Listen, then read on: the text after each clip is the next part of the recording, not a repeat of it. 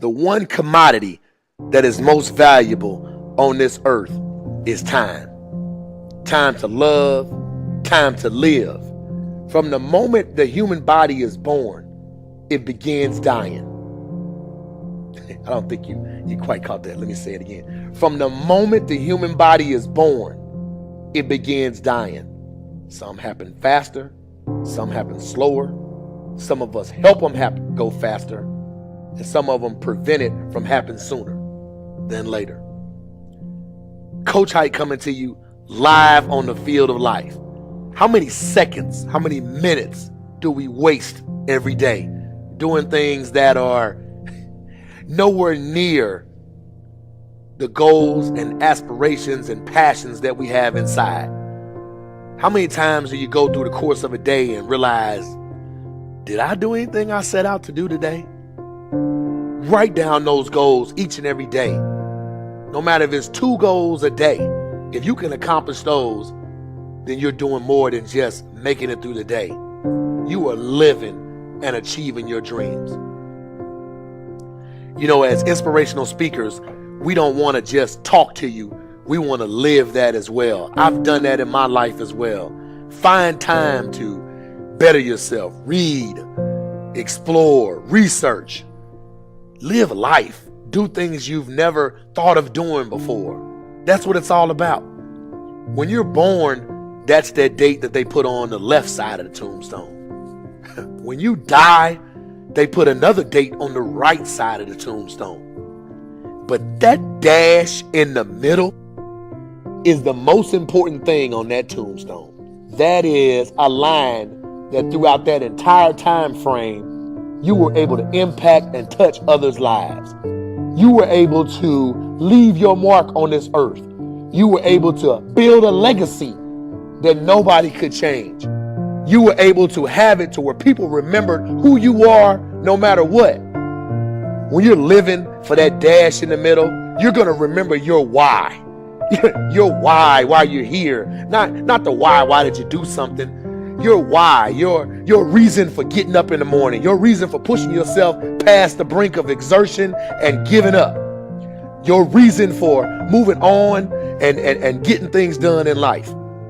That dash in the middle, that's the thing that pushes you. Just stop for a second. Write down your why. What are you doing this for in life? If your why doesn't make you cry, then that's not your why. Again, if your why doesn't make you cry, then that's not your why. Your why should be something so big that it moves your family tree. Your why should be something so big that it changes the whole outlook on how things are with you and your home, your family, your religion, your purpose. Think about your passion. Think about your opportunities. And that's how you find your purpose. OPP. When that why meets up with your passion, your opportunity, your purpose, then you'll find out. The most important day in your life is the day you remember why you were born. I want to explain to you how you can live an easy life, accomplishing goals and being successful and going out in the world, and that's tough.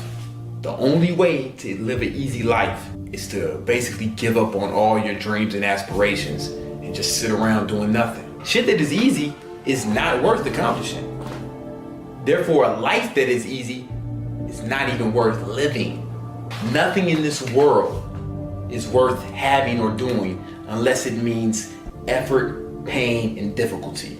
When you listen to me, you listen to me good. You are going to die. All of you. You, all your friends, your family, everyone you know, everyone you care about is going to die. If you love life, do not waste time, because time is what life is made of. So if you respect and appreciate the time that you've been given, why aren't you out there doing what you want to do? What you need to be telling yourself is, it's unacceptable to be sitting around and procrastinating, and I no longer want to be a loser. I no longer want to be average. I know what it is that I want, and I'm gonna work hard, and I'm gonna get it. When you want to succeed as bad as you want to breathe, then you'll be successful. Some of you love sleep more than you love success. And I'm here to tell you today, if you're going to be successful, you've got to be willing to give up sleep. You got to be willing to work off for 3 hours of sleep, 2 hours. If you really want to be successful, some days you're going to have to stay up 3 days in a row. But you don't need to. If you don't really want it. How badly are you wanting success?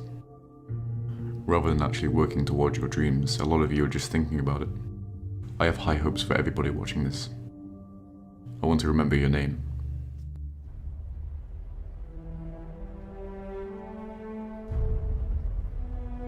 It is not the things we do in life that we regret on our deathbed.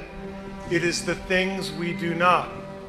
Because I assure you, I've done a lot of really stupid things. None of them bother me. All the mistakes and all the dopey things and all the times I was embarrassed, they don't matter.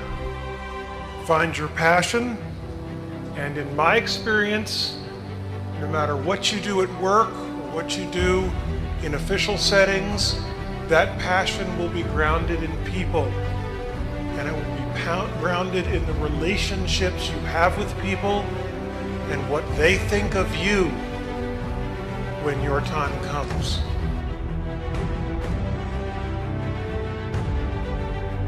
In the teeth of these stupefying odds, it is you and I, in our ordinariness, that are here.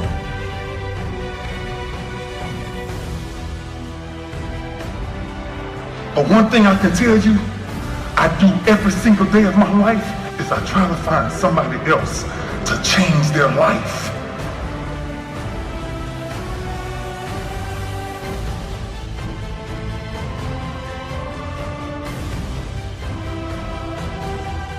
I waited till 39 to get married because I had to wait that long to find someone where her happiness was more important than mine.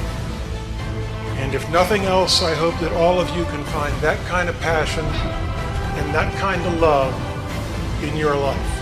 Thank you.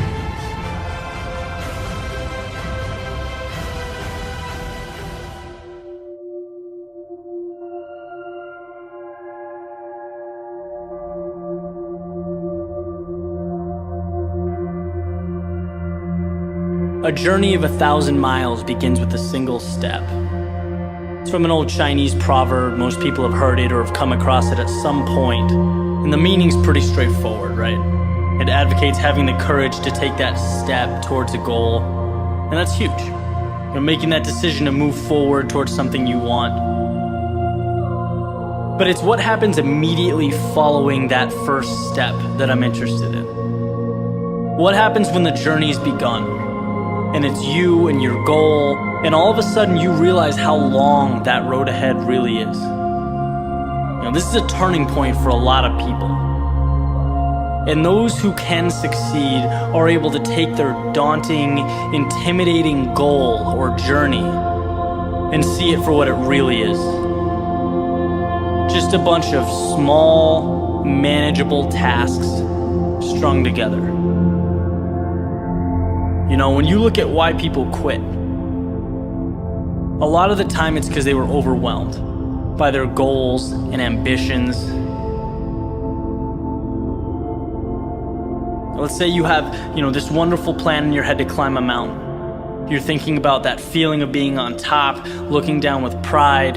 Every time you think about it, your heart starts racing. So you pack your stuff, you make your way down to the base of the mountain, and then you look up. Different ball game, right? Now the entire mountain's in front of you, and you realize that that's no small feat. That is when people walk away.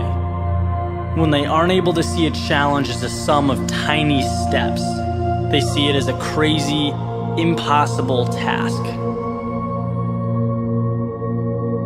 It's like saying you want to be the next Tom Brady or Kobe Bryant. It's a tall mountain to climb.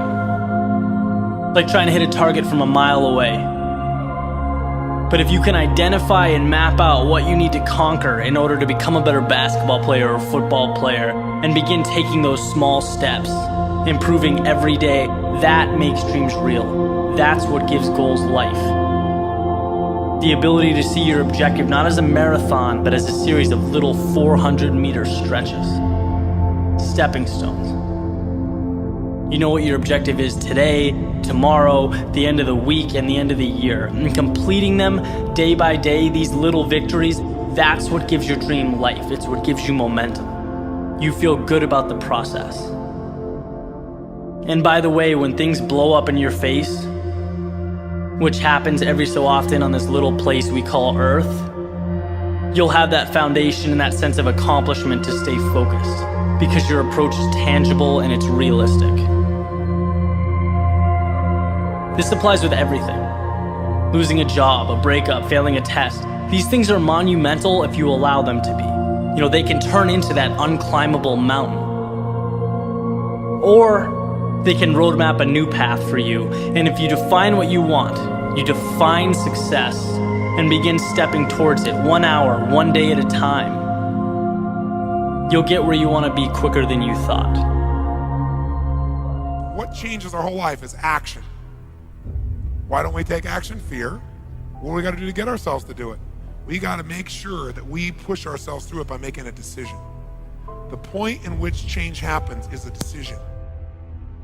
Every change in your life that you want will come from something simple, a decision. People go, what does it take to change? Decide. If I persist, if I continue to try, if I continue to charge forward, I will succeed. I will persist until I succeed. I was not delivered unto this world in defeat, nor does failure course in my veins. I am not a sheep waiting to be prodded by my shepherd. I am a lion, and I refuse to talk, to walk, to sleep with the sheep. Don't be a follower, be a student. Take advice, but not orders. Take information, but don't let somebody, order your life. Not to do what someone else says. Take what someone else says, process it, think about it, ponder it. If it makes you wonder, makes you think, then it's valuable. Then when you go take action, make sure that the action is not what somebody told you to do. Make sure the action is the product of your own conclusion. But I'm exactly where I wanted to be because I realized I got to commit my very being to this thing. I gotta breathe it, I gotta eat it, I gotta sleep it. And until you get there, you'll never be successful in life. But once you get there, I guarantee you, the world is yours. Stay out of the clutches of mediocrity. Invent yourself, and then reinvent yourself. Change your tone and shape so often that they can never categorize you. Reinvigorate yourself and accept what is. Be self-taught and reinvent your life because you must. It is your life, and its history and the present belong only to you.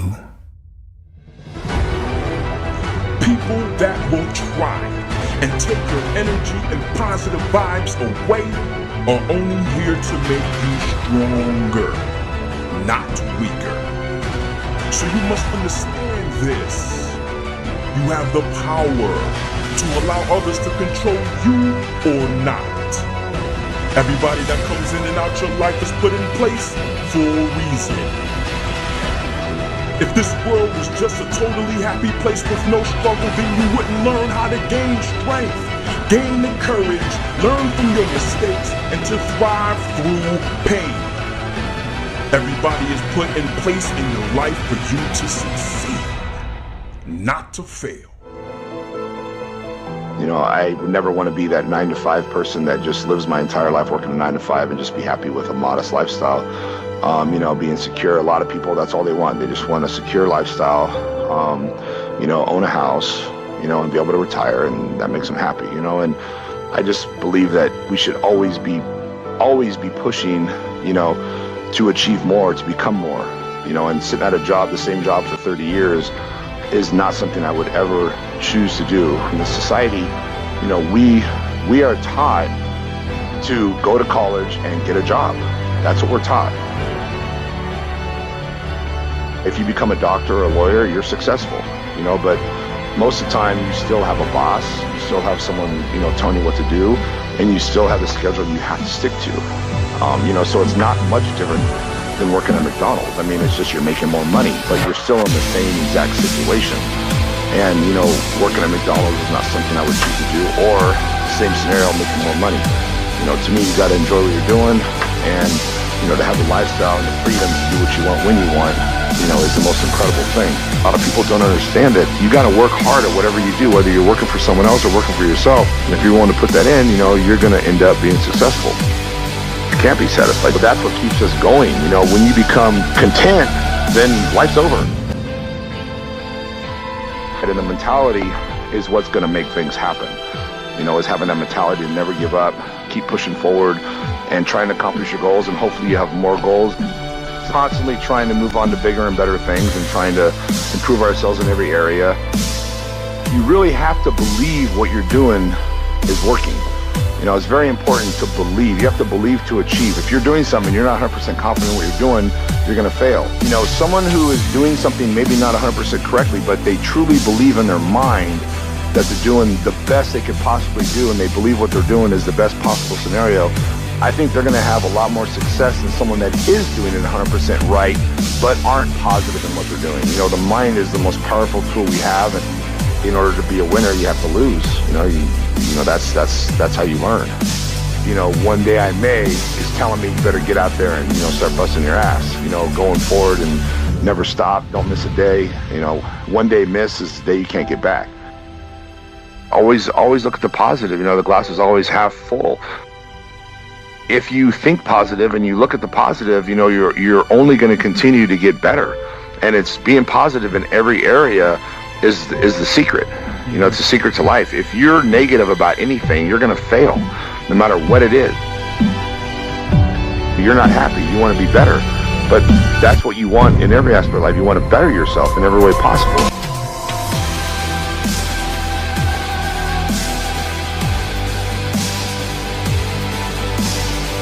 It all works hand in hand. A lot of people realize when you help somebody else, you're helping yourself, and it feels good. And it just what comes around goes around. The most important thing is life.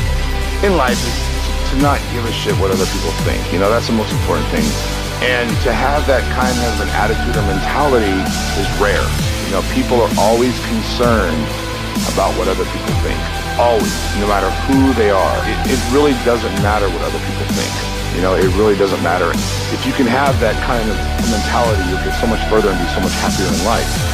People don't like to think, they like to ask. They don't like to think, and they don't have enough confidence in their decisions that they make on their own. When they get advice from someone else, it gives them more confidence to believe that that's going to work.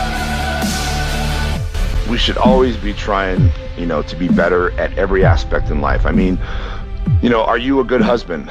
Are you a good wife? Are you a good son? Are you a good, whatever it could be. There's a million things in life that we are. I think we should constantly be trying to be better in every area.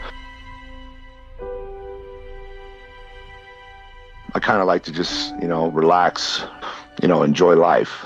And that's kind of what I do. And being able to not stress and do what I want to do when I want to do it is just a great feeling. Whatever it takes to get you to try harder, read more, set your goals, and go for it. Here's the next attitude disease. Overcaution. Some people never will have much. They're too cautious. Now, you can also be too reckless, but you can also be too cautious. This is called the timid approach to life. And my caution was always the risk. Risk used to drive me right up the wall. I used to say, what if this happens? It's called the language of the poor. What if this happens? And on top of that, if this was to happen, look at the fix I'd be in. I better not try. I could always ace myself out. Then I'll tell you what changed my whole life when I finally discovered it's all risky.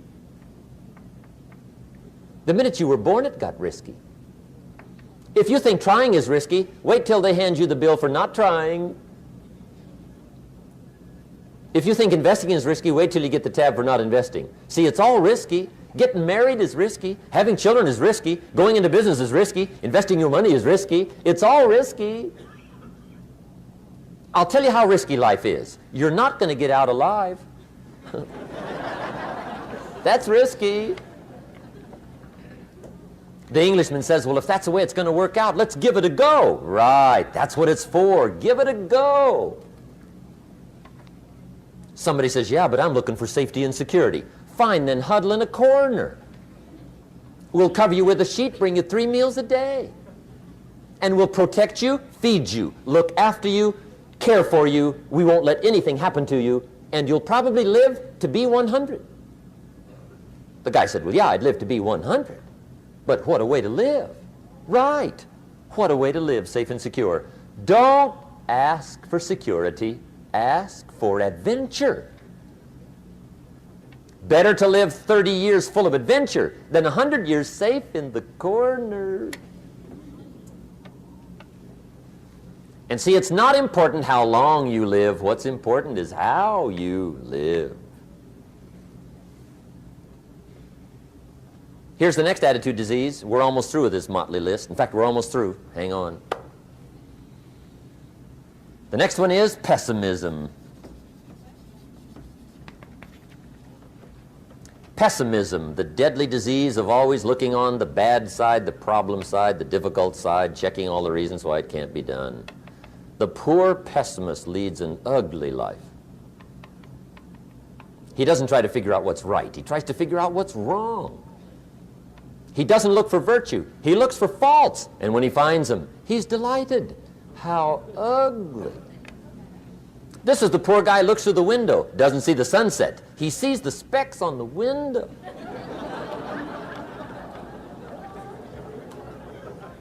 And this is the poor guy, right, who rushes up, takes such leave of his senses. This guy rushes up and he says, I've got 5 good reasons why it won't work. He's so dumb he doesn't know all you need's 1. He's got 5.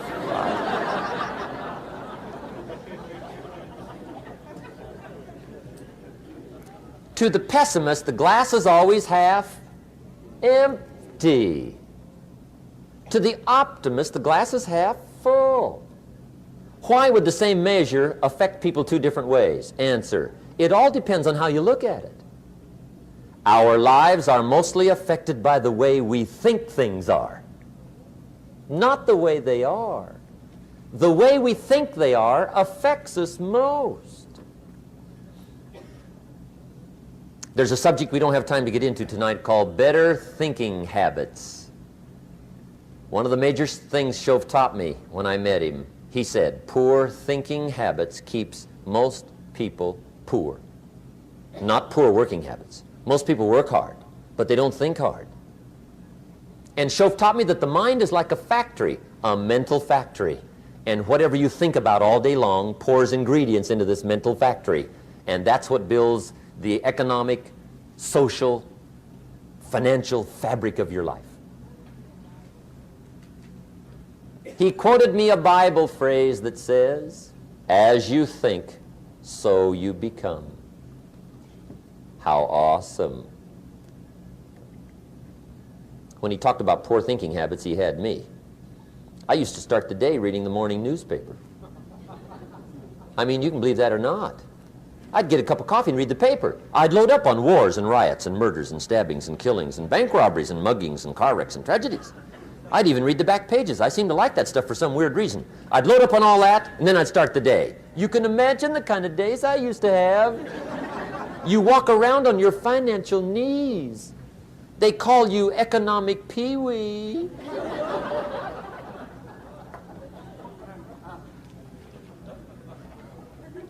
The guy says, I want to be a great leader. Wonderful. The first thing we do is follow him to his house. When we get there, we walk in and check his library, number 1. Somebody says, well, why check his library? The reason is because what a man reads pours massive ingredients into his mental factory, and the fabric of his life is built from those ingredients. You would not believe what some people have got in their house to read. You would not believe. One of the best dressed up words I know for a lot of it is trash. Can you imagine dumping a barrel of trash into this mental factory every day and coming out with a rich, dynamic, positive life? It can't be done. You might as well try making a cake with cement. The kids back in Danbury, Connecticut, high school, they're asking me questions one day. I'm talking to the kids. Kids got good questions these days. One of them said to me, Mr. Rohn, how do you build the good life? I said, it's simple. It's not easy, but it's simple. Here's how you build anything. Select the right ingredients, keep out the wrong ingredients, and it starts with thought. Everything starts with thought. So you must be wise and careful what you think about, because that starts everything. You got to be wise and careful. I asked the kids, what would happen if somebody dropped sugar in my coffee? They said, well, you'd be okay.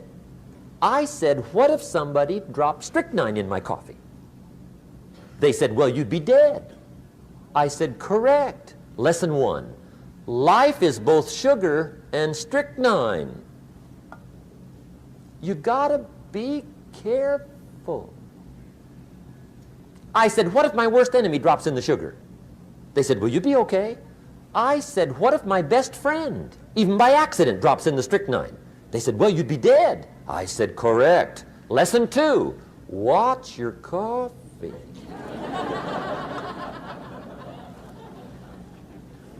You got to be careful. See, it doesn't matter who hands you the bad stuff. It doesn't matter where you get the bad stuff. It'll still do its damage on your bank account, wherever you get it. Mr. Schoaf gave me one of the greatest phrases when I first met him when he said, Jim, every day stand guard at the door of your mind. How important. Stand guard at the door of your mind. And you decide what goes into your mental factory. Don't let anybody just dump anything they want to in your mental factory, because you've got to live with the results. Okay, here's the last disease, and we're through with this list. In fact, we're almost through. Hang on. The last subject is very brief.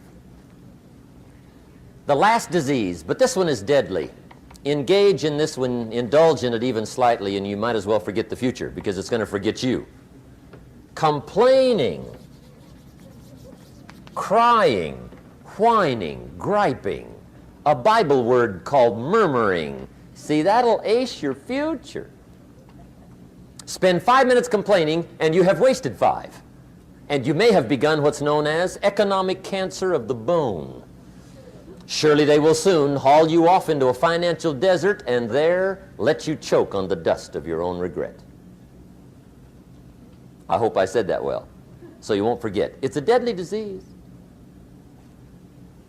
If you don't think it's bad, ask the children of Israel of Old Testament fame. Typical of us all, their story just happened to get in the book. Story says, children of Israel were slaves. God performed a series of dazzling miracles and got them out. And now they're heading for the promised land. Remember the story? Heading for the promised land. Tragedy of the story, they never got there.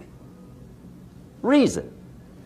From day one, they started to complain. They griped about the water. They griped about the weather. They whined and cried and griped about the food. They griped about the leadership.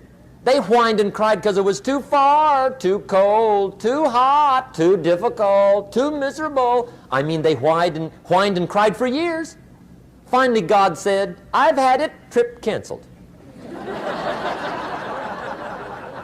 Or something like that. The story says they died in the desert, never got to the promised land. Which I think means two things. Indulge in this long enough, you get your future canceled. And I guess it also means even God himself can only take so much.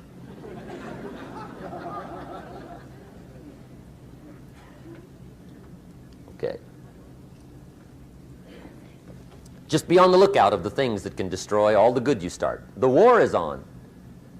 And this evening, tomorrow, mentally, personally, socially, economically, you got to make sure you're winning the war.